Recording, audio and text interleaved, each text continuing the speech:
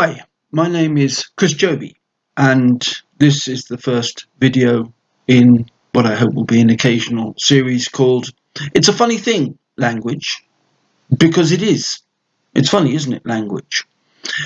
Well, today I want to talk to you about the Norfolk dialect. I come from Norfolk. I don't speak the Norfolk dialect myself, but I hear it every day when I'm living in Norfolk.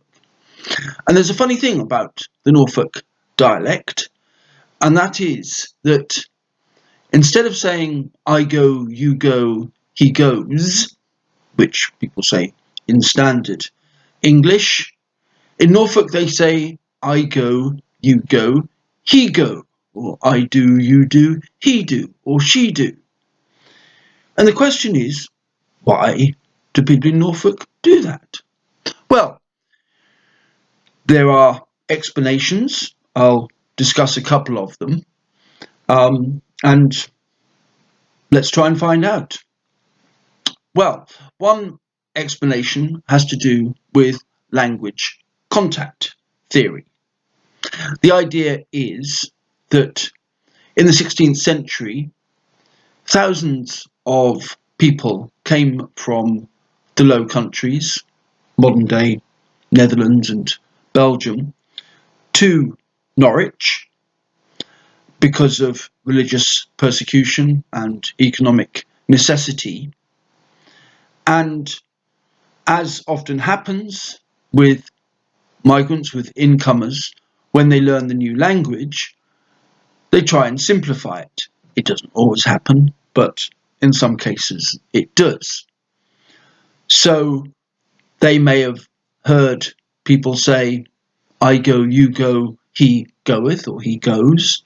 We'll come back to that in a minute. But couldn't quite grasp that, so just simplified it and said, I go, you go, he go. I do, you do, he do, we do, you do, they do. Now, typically that happens, i.e. there's an effect on the local language when the incomers are in the majority, or they have particular power, as was the case with the Normans when they invaded England in 1066. But in Norwich in the 16th, 17th century, that wasn't the case. They only constituted about a third of the population. So, according to the theory, there must be something else going on. And indeed there was. Just at that time, the verb ending was undergoing a change. For much of the Middle Ages, particularly in southern England, the main verb ending was th, th. He goeth, he saith. We're still familiar with those endings in Shakespeare and older texts in English. So that was the dominant form, but there was a new form which came from the north originally, and that was the S ending, and that had been gaining ground in the late Middle Ages. It reached London, and then from London moved out into East Anglia. So instead of he goeth, he goes, he says. A bit simpler. And so by the 16th century, we had the S ending, the TH ending, and possibly also this zero ending, he go. And the theory goes they were in competition with each other. And it was a split about a third, a third, a third, and the simpler ending won out, as it often did. Now, that's a very clear explanation of what might have happened. But the question is, did it happen? How can we find out whether it happened? Well, we need to look at historical documents, I would argue.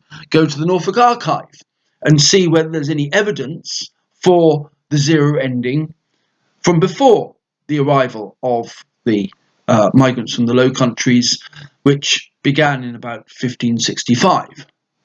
Well, in fact, there is evidence that the zero ending was used in Norfolk before 1565.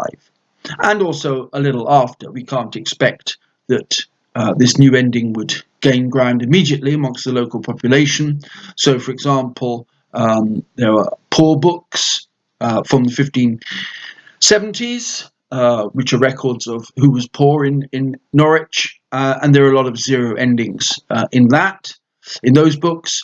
And from before 1565, we also have official documents and less official documents like records of who owned which land, also with the zero ending.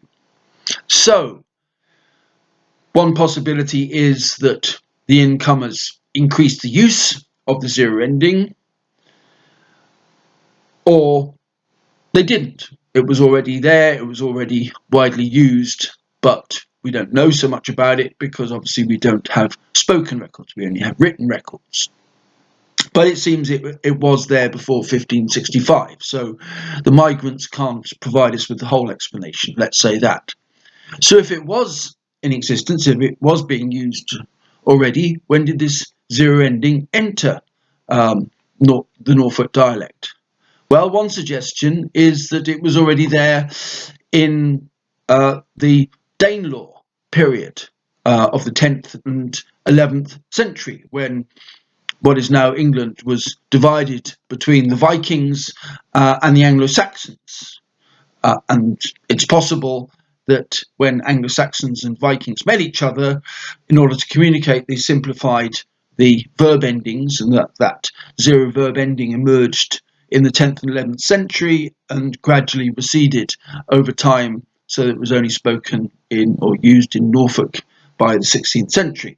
That's a possibility, but we don't have the evidence to support that, to confirm that at the moment.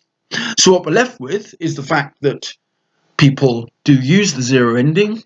I hear it on the bus. He go, he say, he do. But we can't give a firm reason as to why it happens.